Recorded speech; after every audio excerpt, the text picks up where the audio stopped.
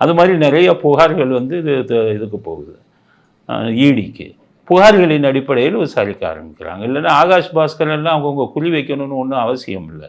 இவங்க நினைக்கிற மாதிரி திமுகவை குறி வைக்கணும், உதயநிதியை குறி வைக்கணுங்கிறது அவங்களுக்கு வேலையும் இல்லை. இந்தியா பூரா உள்ளவங்களை அவங்க கண்காணிச்சுக்கிட்டு இருக்கணும். அப்போ புகார்கள் யார் மேலே வருதோ அதில் உண்மை இருக்கான்னு விசாரிக்கும் போது இப்போ ஆகாஷ் பாஸ்கர் மாற்றார். ஆகாஷ் பாஸ்கர் எப்படி மாற்றாருன்னு கேட்டிங்கன்னா, உதயநிதி வந்து அரசியலில் கொள்ளையடிக்கிற பணத்தை பூரா சினிமாவில் இன்வெஸ்ட் பண்ணுறாரு. அவர் பிடிஆர் சொன்னபடி ஒரு 2 வருஷத்தில் 2 பேரும் சேர்ந்து 30,000 கோடி சம்பாதிச்சுட்டாங்கன்னு பிடிஆர் சொன்னா உண்மையாக தான் இருக்குது. ஏன்னா பிடிஆர் நல்ல மனுஷன், உண்மையை பேசுவார். அதனால் அவர் கட்சிக்குள்ளேயே இருக்கிறவர். அந்த 30,000 கோடிங்கிறது உண்மையாக இருக்கும். சபரீசனும் இவரும் சேர்ந்து 2 வருஷத்தில் 30,000 கோடி. அப்போ இவரோட பங்கு எவ்வளவு? உதயநிதியோட பங்கு 15,000 கோடி. இந்த 15,000 கோடி ஊழலில் சம்பாதிச்ச பணத்தை அவங்க எதிலேயாச்சும் முதலீடு பண்ணணும். அந்த காலம் மாதிரி இல்லை. அரசியல்வாதி பிளாக் மணியாக உள்ள அண்டர் கிரவுண்டில் பூட்டி வைப்பான்.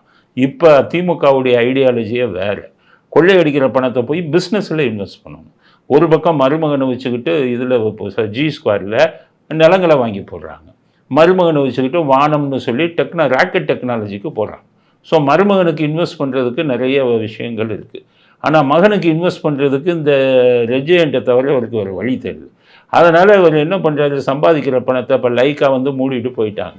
லைக்காவை திருப்பி கூப்பிட்டு நான் பணம் தரேன், எனக்கு குறைந்த வட்டி கொடுங்க, நீங்கள் இன்வெஸ்ட் பண்ணுங்கன்னு லைக்காவை திருப்பி கூட்டிகிட்டு வந்தது உதயநிதி ஸ்டாலின்.